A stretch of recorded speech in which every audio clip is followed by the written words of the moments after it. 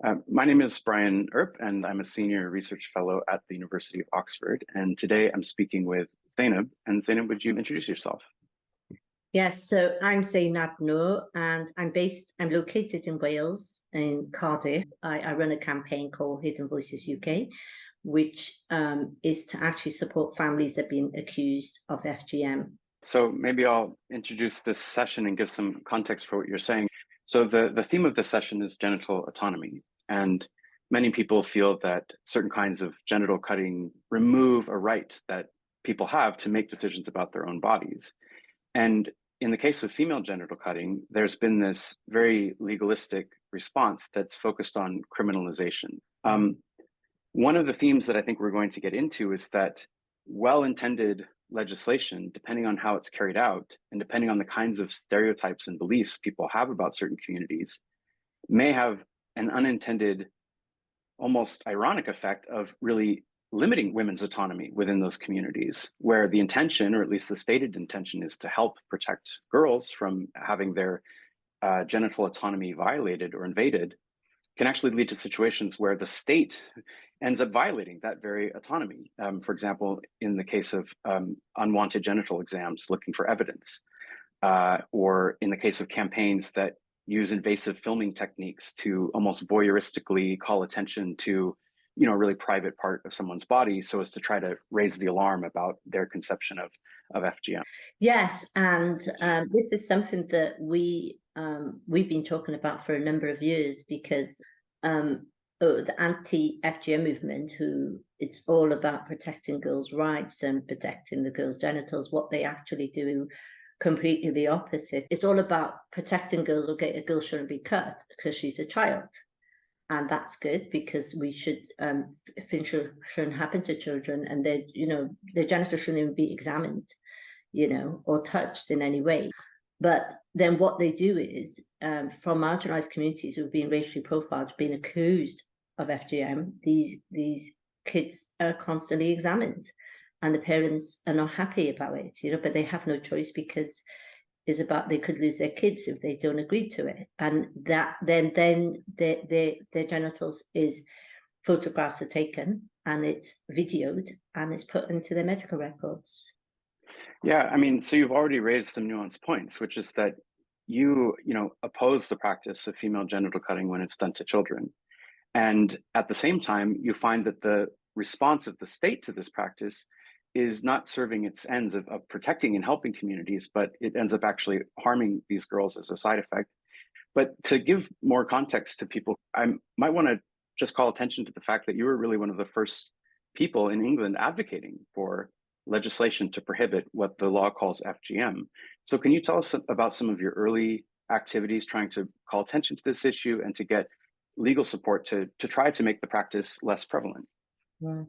So I got involved with the anti-FGM campaign in my teens, probably when I was about 18, 19. I met then, who's the mother of the campaign, the late Efra Doncaru in Cardiff in Wales, because what happened was there was ladies presenting in our local NHS who were infibrillated. Yeah, they had type 3 chronic, and some of these ladies, they've just come because there was a civil war back home, and they got pregnant, but obviously they were married, and they said to us, does female circumcision happen in your community? And we kind of looked at each other and we like, yeah, it does, because it wasn't something that was really talked about outside the community. So that's how I got involved, and I joined a campaign and then kind of supported for the FGM laws, so to protect children. So I was one of the initial campaigners with the other ladies. Right, and there were some interesting power dynamics at the start, as you've told me about before. For example, in how to even refer to the practice in question. So, I remember you're telling me in a previous conversation that some of the activists were really intent on saying this must be called mutilation, and you were resisting this type of label. Can you tell me a little bit about that conflict in the early days? Yeah, so there was about 3-4 of us who were we were like probably in our teens, like 18 to 21 years old, and the other ladies campaigners were probably in their 30s and 40s, and we used to be out there, going to events, doing stuff, and just to get it known and to get better access healthcare services for women. And then there was that meeting in the Covent Garden office, and there was a lady, a feminist campaigner. She was from America, and she just used to classify the Africans as barbaric. And she used to say this is mutilation. And we looked at it, and some of the other girls just said, look, this is not mutilation. We said, and it goes, oh, we need to move away from this word female circumcision. We need to call it a different word so people and the government listen to us more. And then she just came up with the word female genital mutilation. And we told her not to use that word. We found it was wrong. And then they kind of endorsed it at the women's conference in Brighton, the feminist conference. And then one of the ladies who was also one of the campaigners, who she went to go and work for WHO, and that's how the terminology got endorsed. But it's not a terminology that we use in our community. If anything, it's fine. I find it's very degrading. If other people want to call themselves mutilated, that's fine. But it's something that I feel is wrong. I think it's an example of this kind of campaign that's about promoting autonomy, but then in some ways it's forcing language on people who don't want to be described that way, which is undermining their autonomy and their ability to understand their bodies according to the concepts that are most useful and appropriate from their perspective. Yes. And another thing that we've discussed is if you use language like mutilation, then it makes it seem like the basis for arguing against the practice is because it's inherently disfiguring or something like that. Whereas, of course, in any culture where genital modification is practiced, from the point of view of the culture or supporters of the practice, it's seen as an improvement of the body or an enhancement of the body, even aesthetically, for example. So it's really imposing, a very narrow conception about what the outcome is. But you've pointed out that you can think that something is wrong to do because, for example, it violates consent, without the wrongness being because it causes mutilation in some sort of objective sense, given that there's a wide range of modifications that happen in different cultures. So can you talk about the difference between consent on the one hand and judgments about harm or disfigurement or mutilation on the other hand, and why you prefer a consent framework? Yeah, so the whole campaign, the anti-FGM campaign, I think a lot of language that they use is to say to a woman a young girl that's had circumcision as a child, as a non-consenting child, something happened to her out of her consent, is then they use language to basically to degrade a disfigurement of her genital area, without them not having sight of it or seeing it. It's basically because that's what the anti-FGM movement and the campaigners have kind of put into the mainstream.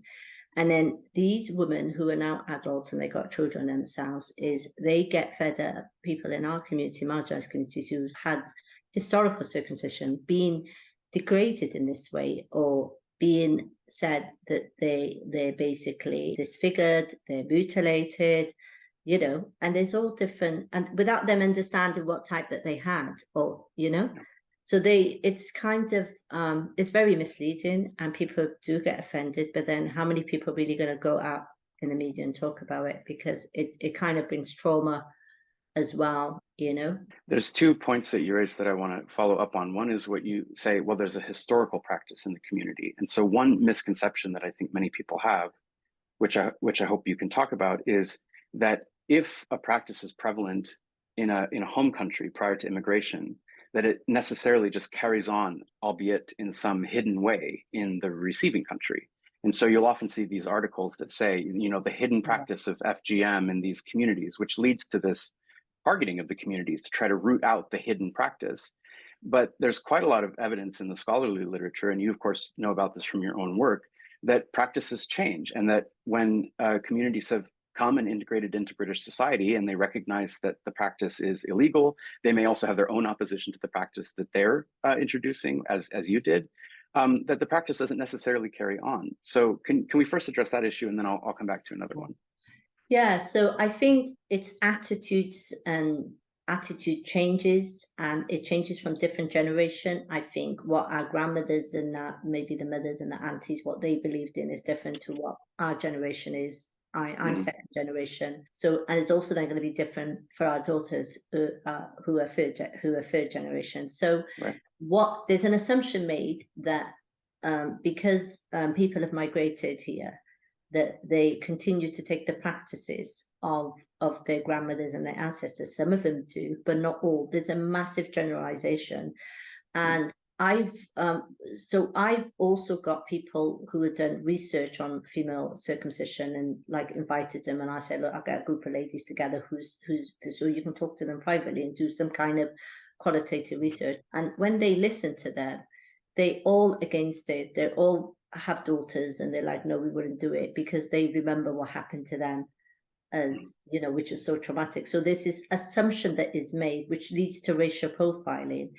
If you're from a country that was female circumcision is prevalent, then you're likely to do it to your daughter. And that is the kind of narrative that they put on the safeguarding risk indicators, which then has led to people in our communities being placed on FGM orders or risks of having their children taken from them. So it's all about, we're assessing risk. So the way they assess risk is, we have to safeguard that child, so we're going to racially profile you, which is absolutely wrong.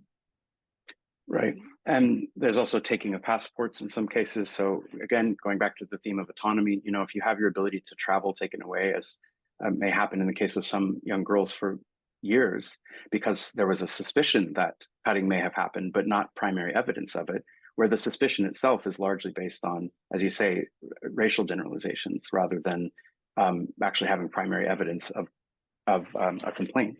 The second misunderstanding that I think many people have, which is related to this, is when they hear the word FGM, and this is part of why that term is used, it's meant to create this horror story in people's mind, where they imagine what that means is whatever is done is sexually disabling.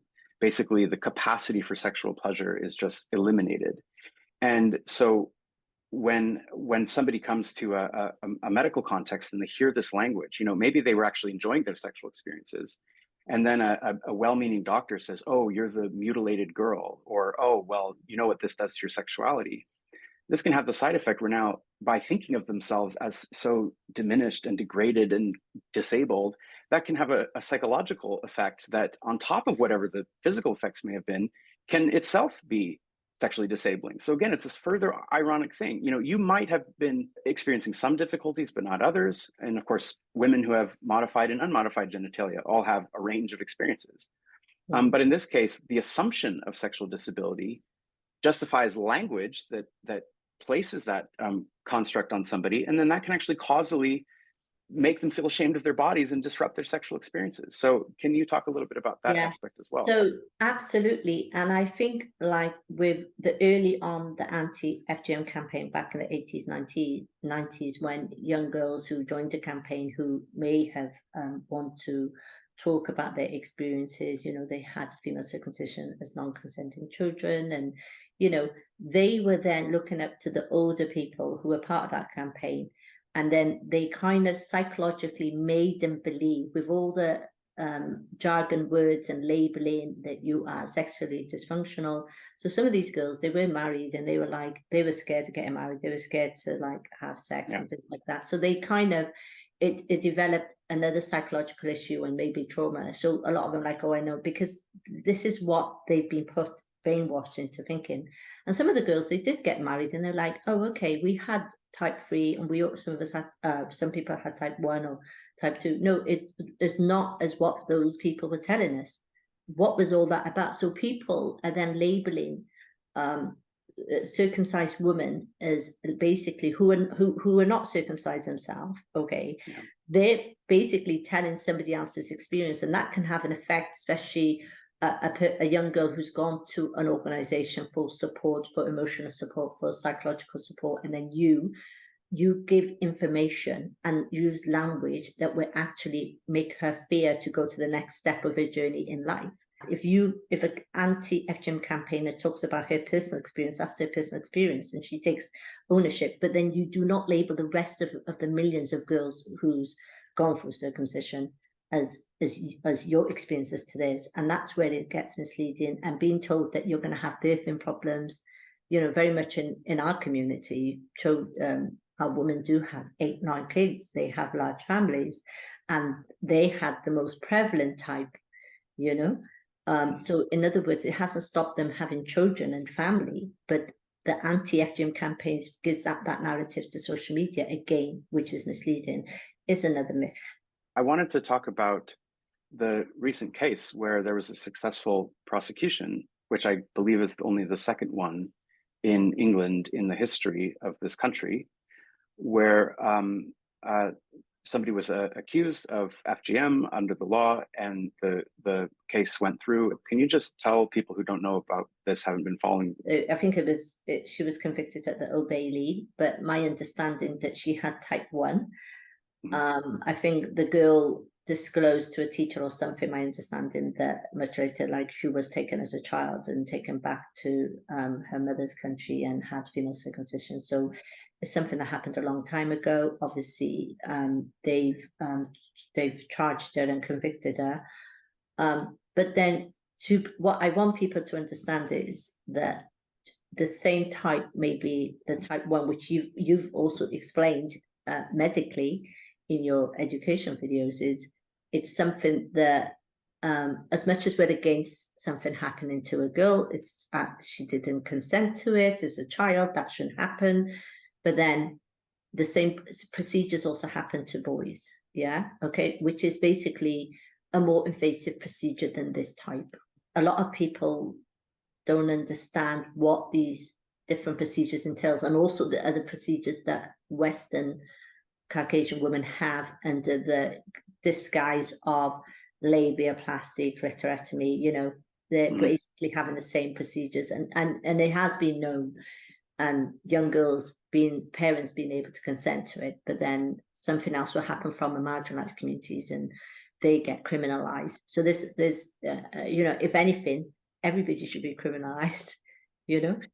Yeah, I mean, so let's dig into this a little bit. This is something I've written about a lot, so I'll just add a few comments to what you said.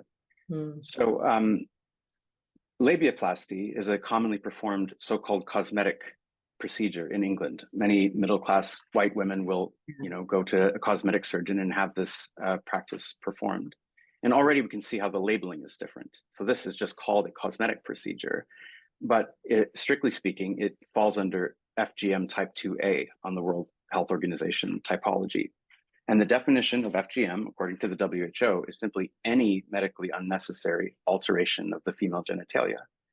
So in the case of labioplasty, very often there will be noises made about how, well, it might be good for the person's mental health if she's extremely distressed about her labia, even if there's nothing wrong with her labia or they're not abnormal in any sense. If she feels uncomfortable about her body, perhaps due to influence of restrictive norms from pornography or whatever it may be, and that causes her distress, the law sort of builds an exception where it says, well, if the person who's getting paid to do this surgery deems that it will help relieve her mental distress, then it doesn't count as FGM anymore.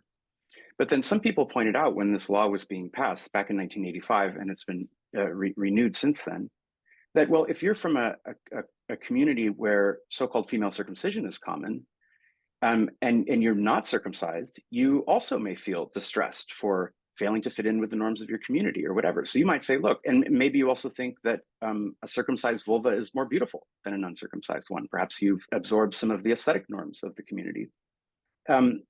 If you go and ask for a procedure that is anatomically indistinguishable from labioplasty, or that may even be less severe than it, so sometimes there's partial removal of the clitoral hood without modification of the clitoral glands, you'll be denied the procedure with the view that, well, you must have been brainwashed, basically. Whereas when a middle-class white woman asks for a comparable modification, there's no interrogation of her reasons. It's just sort of assumed that she's a free agent out there in the world, making autonomous decisions. So there's this background assumption that some people have autonomy and other people are, so diminished that we have to be very paternalistic toward them. So it ends up being kind of a double standard, as you suggest. Because what we're pointing out is not agreeing to the maybe procedure on children. Yeah, I'm not agreeing to that. I'm just pointing out the hypocrisy of it all. So you have one law for one group of people who are marginalized, who get racially profiled, gets accused, and basically assumptions are made, and then there's another group of people who have genital cutting. The hypocrisy is there. There's a misconception that people think, well, what they associate with African practices, they think are all done to, non-consenting girls. Whereas in some communities, they're actually done to older teenagers who as a rite of passage into adulthood. So there's some question about exactly when they happen. But then there's this further parallel assumption that in Western cultures where cosmetic surgeries are done, the thought is, well, those are only done to adults, over the age of 18. So you're comparing apples to oranges. These are not comparable procedures. But in the United States, upwards of 20% of all labioplasties between 2016 and 2019 were performed on under 18 girls, Right. with the permission of their parents. In most of these cases, there won't have been any kind of physical pathology or anything like that. It's the sort of thing that could plausibly be described as a medically unnecessary procedure, which again, if we're applying rules evenly, should count as FGM. Yeah, there's no equality in the law because you're basically breaking the law because they allow certain things happen to other children, in terms of genital cutting and young girls having labioplasty and other cosmetic surgery. I don't think the WHO are really going to take note or really understand what they've actually written down in terms of the definition, what it actually means. One of the things I've also talked about in terms of the anti-FGM industry, what they've done is they don't protect the girls. They basically will use their circumcision in every graphic picture or art stuff or whatever to demonize. And basically this can cause when people who has something happened to them so traumatic as having something done to them is actually seeing that on TV and social media and pictures. So even so there's no protection. The other thing I suppose we haven't talked about is maybe about the early the film that was done, the first FGM film that was done by 40 Minutes Louise Panton. And basically that they actually went to, I think it was Sudan or Chad at the time, and the BBC went and filmed girls being cut, and it was televised on on BBC. And basically the people that did that and that ran with that were the initial anti-FGM campaigners. You say you want to protect girls and you don't want this to happen to them, but you're actually watching something happen to a girl that shouldn't be happening. And without her consent. That's the thing. And without her consent, It wasn't that they said, may we film you? And are you okay if we show your genitals, to the world? So while proclaiming to be trying to support this girl's autonomy and privacy and so forth, there's just so little regard to actually ask, what would you be comfortable with? Are you okay with us filming you in this moment? There was no question of asking her permission. Yeah, they break the consent. And I think okay, most of the girls are like 7 or 8 or 10, but the most, being held down by ladies and screaming and crying, just like, you're basically part of that. Like if a woman's being raped, and you're watching her being raped, then you're part of it, because what you should be doing is saving that person. So they actually sat there and watched that filmed, and then they used that in their campaigns and on the media just to get more attention. And you don't need to actually see girls being cut to actually protect them from that. You've been told what it is, and it's about something's happened to her without her consent, and she, you should try to support them and save them. But no, you're completely doing the other way. So they use it for their own means. And when they write about it in the media or they show these things, especially back in the days, they used to use them in the early 90s. Ladies who were infibrillated and had their de-infibulation done, photographs would be taken off them while they're under anesthetic. And then those photographs was used at medical training. And why should, and I was, as a Muslim woman, I would say, look, we have a whole thing about hayat, about modesty, so would she really allow consent for her for it to be photographed and used for training? That is the worst thing that you could do. It completely goes against our beliefs. And this is what they used to use on training. And then I remember walking out the training and voicing my opinion back in the 90s, and I said, this is wrong. You are actually demonizing what you're doing. And she did not consent. There's no way I believe a woman was under anesthetic. You went and took pictures of her without her consent, and then you're using those pictures in training. Yeah, and also the parents of young girls who are being examined at the clinic, because hundreds of girls are examined in people being accused in terms of safeguarding, and they're examined, and they and the girls don't want it. Obviously, the parents don't want this. It's going to go on their medical records, yeah, but they have to because because they could lose their kids if they don't follow it through. Because once you get stopped and there's an investigation, and then a decision is made to be medically examined, the parents have. But some of these young girls are persuaded by the doctors who are examining them, yeah, and they're saying is okay and is okay, and we've had girls who are 13 and 14, and they've said nope, we're not being examined. So it doesn't matter how much that girl is saying no, I haven't been cut, I haven't been circumcised. They're still trying to persuade for her to be examined. And I think in Sweden, the cases that we heard about in Sweden, that girls were taken from the school to the hospital without their parents' consent and examined. So they don't care about when it comes to consent. Yeah, it's almost like saying, you know, you're telling someone that you're supporting their consent and their autonomy at the very same moment that you're undermining their consent. And it's like, it's for your own good, you know, we need to get this evidence to protect you. And just people being, I don't want to be protected in this way. I didn't ask for you to expose me in this way. I don't want my genitals examined. But all of that just sort of is not listened to. It's just so shocking. And this whole thing about do no harm, which this is what the anti-FGM movement, the portray, is they actually cause more harm to our communities, yeah, rather than protect women and young girls. And these are people who are not really, they're making money from it. It's an industry. It gives them their salaries. For us, this is not a salary for me. You know, I don't get paid to campaign about the other side of the narrative.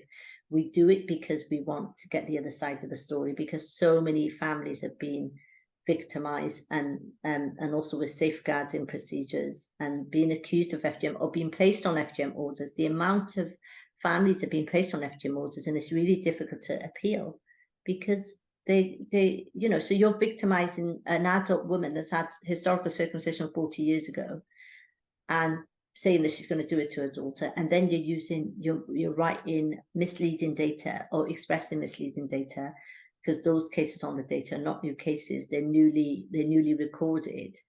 They're not new cases. And this is how they present. And everybody thinks, oh, female circumcision is an epidemic in Britain. And that's, again, misleading.